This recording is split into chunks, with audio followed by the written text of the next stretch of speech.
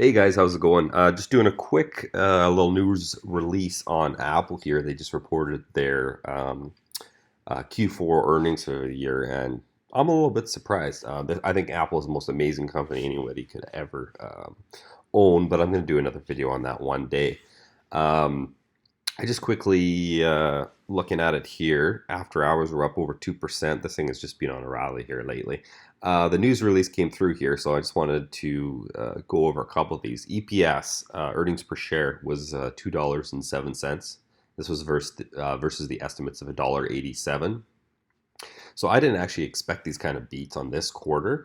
Um, because there's been so much demand for the iPhone X, the iPhone 8, and even the 7. There's some question on how much demand there actually was. Last quarter was a little bit weak. And now we've seen with the iPhone X, the wait times and the demand is just absolutely incredible. I think it was the words that Apple used. Here in Canada, almost immediately, 5 to 6 weeks, within several hours in the States. In the United States, on the website, 5 to 6 weeks. Huge wait times. The demand is just going to be amazing for these new phones, and that's going to be the earnings, some of the Q1 of next year that are going to be really impressive. Anyway, to get back to this here, I thought it was kind of an insignificant quarter. But there's some pretty some pretty good beats here. So $52.6 billion in revenue that quarter versus 50.7. This is gross margin. 37.9% gross margin. They even beat on the iPhone shipments here. 46.7 versus analyst estimates of 46.36. Just a little bit of a beat there. This is the big one. This is going to be the future. One of the arguments about Apple is that kind of they're one-trick pony, that so much of their revenues derive from the iPhone, and that's susceptible to most highly competitive market, and that that global smartphone market is slowing down. But services is growing at an incredible rate. Last quarter, Tim Cook even said it's the size of a Fortune 100 company. I mean, the revenue that they get from this division, would make almost any other company salivate. And this quarter, again, up 34%, $8.5 billion.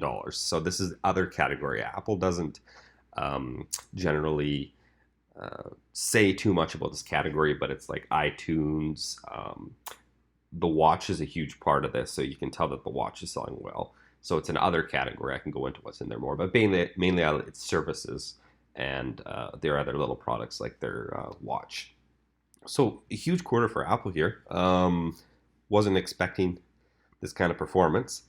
Year over year is kind of interesting to look at as well. So Q4, like I said, it's 10.71 billion versus 9.1 billion last year. So this is, I think we're looking obviously at net income, which is incredible. Earnings growth, 18.9% year over year. EPS, I went over this one.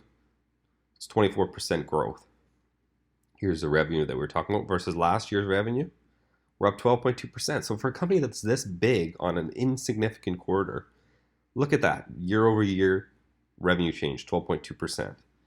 People that say Apple's not growing, not relevant, it's not going to be relevant in the future, my opinion, have no idea what they're talking about. So I think we'll probably see Apple rally to at least 180 this year.